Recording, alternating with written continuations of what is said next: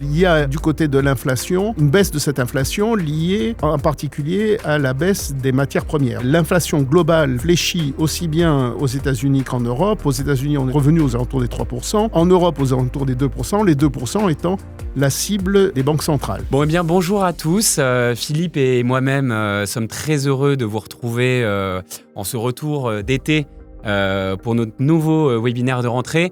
Ce que nous vous proposons juste, c'est encore quelques instants pour permettre aux derniers auditeurs de pouvoir se connecter.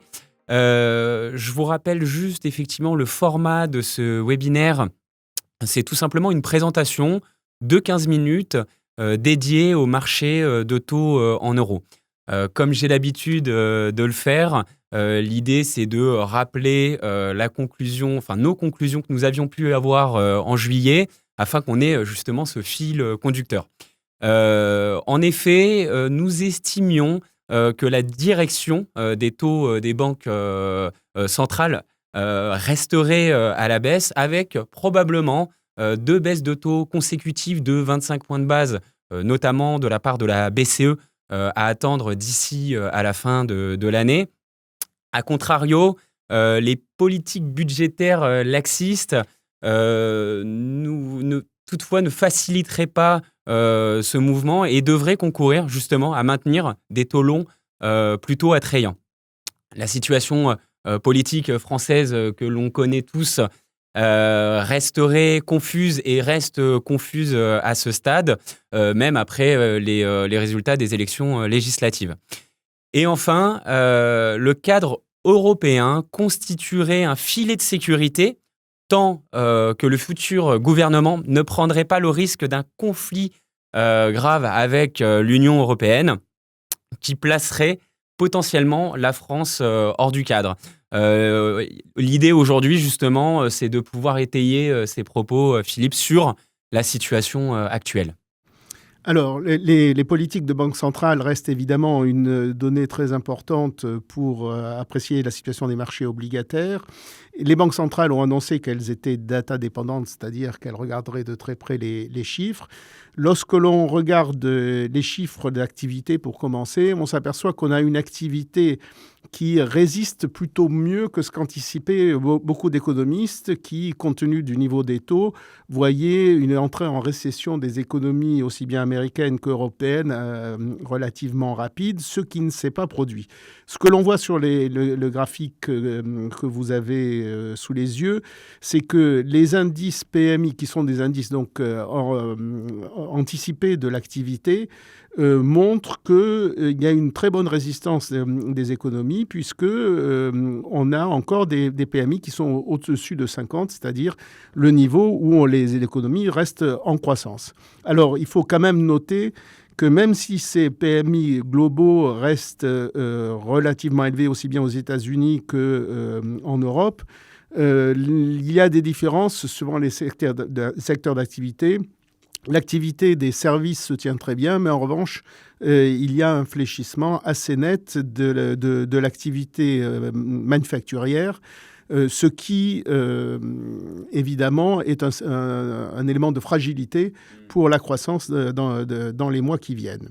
Autre élément important regardé par les banques centrales, et en particulier par la Banque centrale américaine qui a cet élément-là dans ses objectifs, c'est le marché du travail aux États-Unis.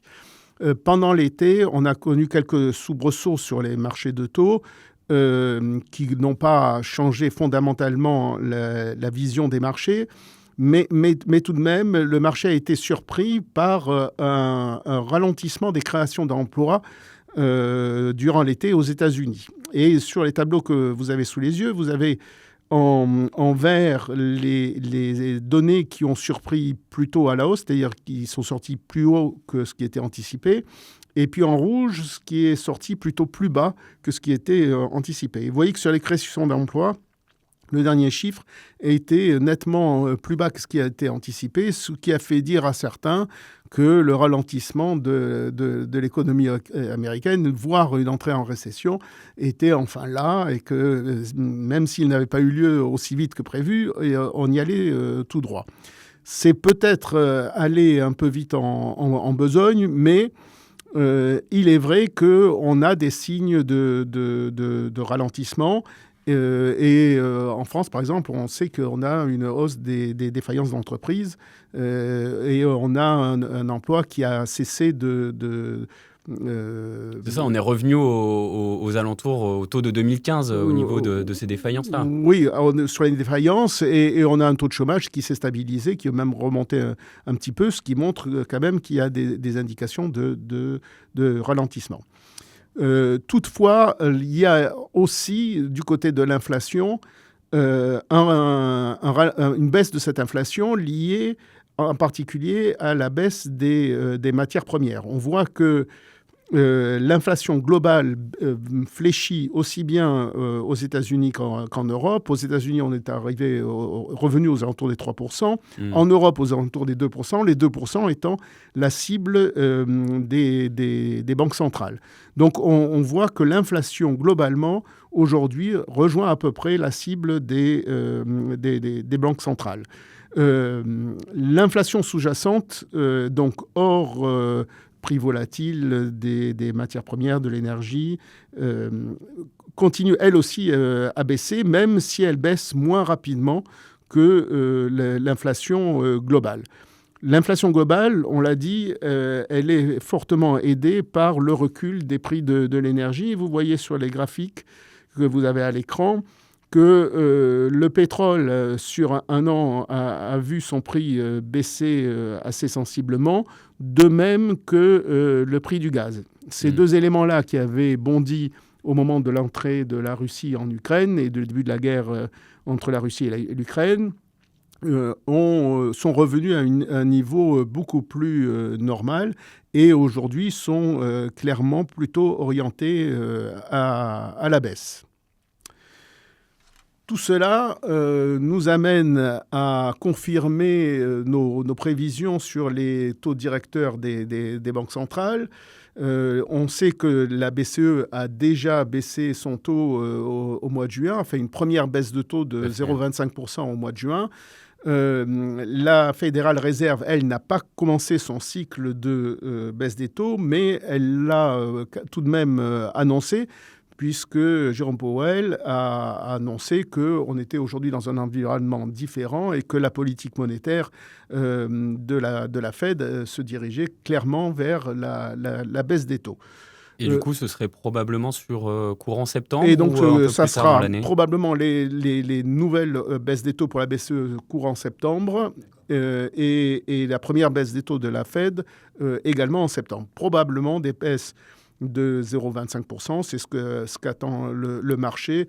Il serait surprenant que les banques centrales aillent au-delà. En revanche, on pourrait avoir des baisses de taux assez régulières d'ici à la fin de l'année et au début de l'année prochaine. D'accord.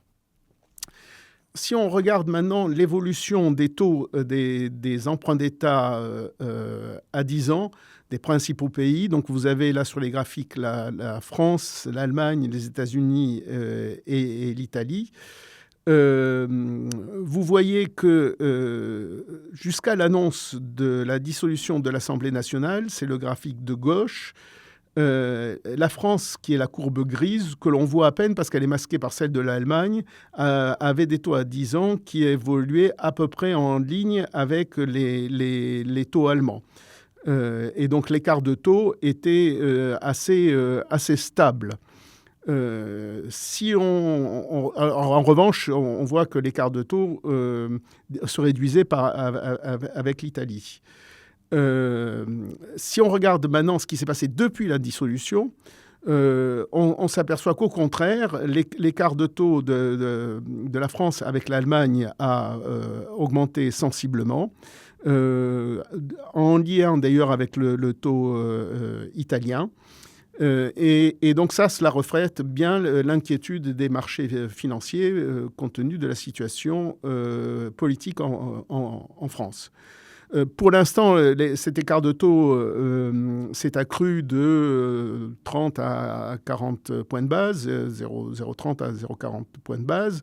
Donc c'est significatif, mais pas énorme. On le voit sur le graphique que vous avez là sous les yeux. Le bond s'est fait assez brusquement au moment de l'annonce de la dissolution et on est resté depuis à ces niveaux. Si les choses restent à peu près comme anticipé, il n'y a pas de raison pour que ça s'écarte beaucoup plus. Si en revanche, il y avait une dégradation de la situation, alors là, l'écart de taux pourrait aller beaucoup plus loin. Sur le graphique que vous avez sous les yeux, on a essayé de voir comment cela s'était traduit sur les dettes des entreprises. Puisqu'on a vu donc l'impact sur la dette des États, mais est-ce que ça se reflète également sur la dette des entreprises? Et donc pour cela, on a pris 2 exemples. Sur la courbe bleu foncé, vous avez l'écart de taux entre 2 obligations, l'une de la Société Générale et l'autre de Banco Santander, donc 2 banques de la zone euro avec des notations similaires. Et vous avez en rouge l'écart de taux entre Stellantis et Volkswagen, donc 2 constructeurs automobiles, là aussi avec une qualité de notation à peu près équivalente.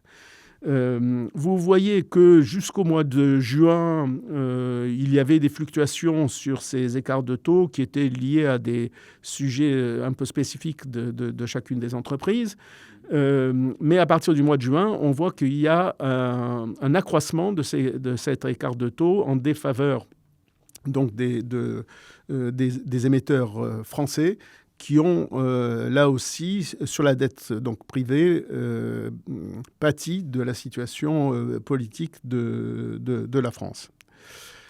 Alors, cela s'explique d'autant mieux qu'au-delà de cette situation politique, on a une situation budgétaire qui est très préoccupante.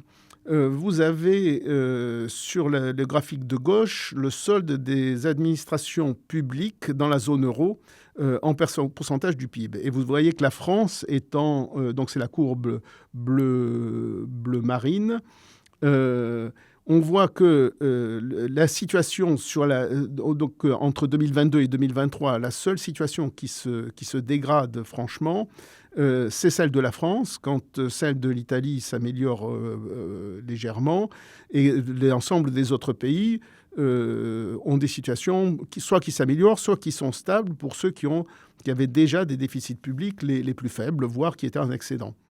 Et vous pensez justement qu'on va continuer à creuser ce déficit? Alors, si rien n'est fait, le ministère des Finances a d'ores et déjà annoncé que les rentrées fiscales étant moins importantes que ce qui était attendu, ce déficit va continuer à se dégrader.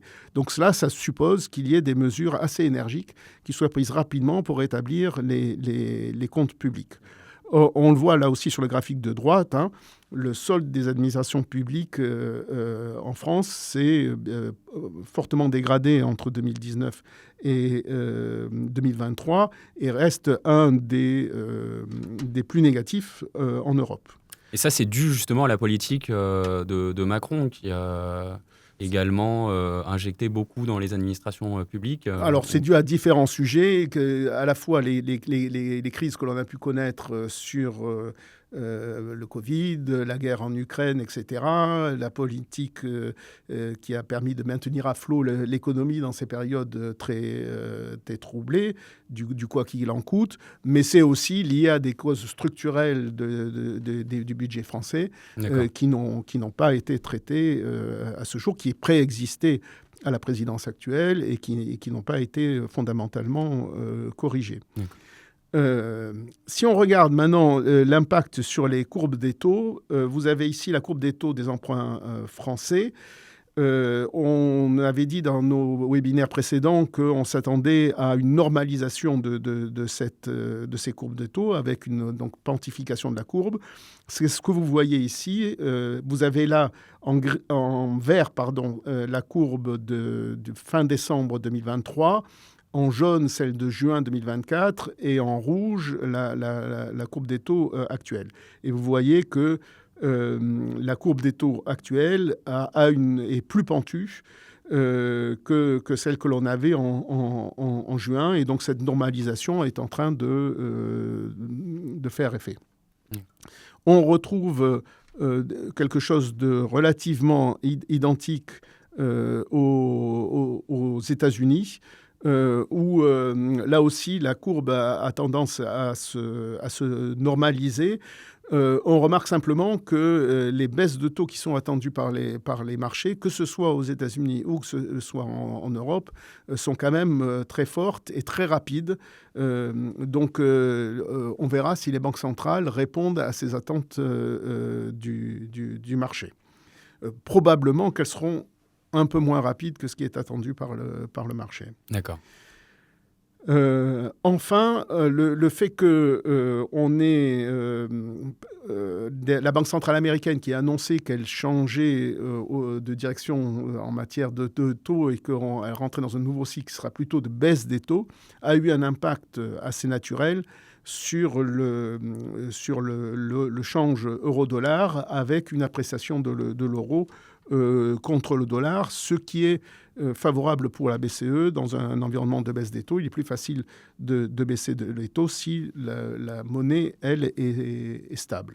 D'accord. Et donc, face à toutes ces explications, maintenant, qu'est-ce qu'on met en place justement pour y pallier à travers notre stratégie aujourd'hui? Oui, alors notre stratégie n'a pas changé. Dans le fonds que nous conseillons, qui est le fonds obligataire Origine, nous continuons à rallonger la vie moyenne du portefeuille en prévision justement de ces baisses de taux, et à améliorer la qualité de crédit, justement, là aussi en prévision d'un ralentissement économique qui pourrait avoir un impact sur la qualité de crédit des entreprises, d'autant que les spreads de crédit, donc les écarts entre les États et la dette privée, ne sont pas à des niveaux extrêmement élevés. Ce qui est normal quand on regarde la situation des finances publiques, qui n'est pas attrayante pour les dettes d'État. Voilà, donc nos anticipations pour les mois qui viennent restent celles que l'on avait énoncées en juillet, donc de baisse des taux de la part aussi bien de la BCE que de la Fed d'ici la fin d'année, probablement deux baisses des taux, probablement à chaque fois de 0,25, ce qui ferait à peu près 0,50 d'ici la fin de l'année. Nous pensons toujours que les courbes de taux devraient continuer leur normalisation grâce à la baisse des taux courts. Et nous préférons à ce stade éviter les émetteurs français, compte tenu d'une situation de l'Assemblée nationale qui est extrêmement divisée et qui rendra la visibilité faible sur la politique française dans les mois qui viennent. Et ça peut avoir même un impact sur les entreprises qui sont multinationales Alors oui, plus l'entreprise est diversifiée géographiquement, moins elle sera sensible à la situation française. Cela étant dit, on l'a vu tout à l'heure avec les exemples que l'on a donnés. Stellantis, par exemple, est un groupe très international. Pour autant, il n'a pas échappé à l'élargissement de l'écart de taux avec les autres émetteurs que l'on a constaté sur les émetteurs français. D'accord. Mais écoutez, Philippe, merci beaucoup encore pour toutes ces explications. Merci à vous d'avoir été encore nombreux pour ce webinaire de cette nouvelle rentrée. On vous souhaite d'ailleurs à tous une très bonne rentrée. Et on vous retrouve, comme à notre habitude, le mois prochain pour de nouvelles explications. Merci à vous. Au revoir. Au revoir.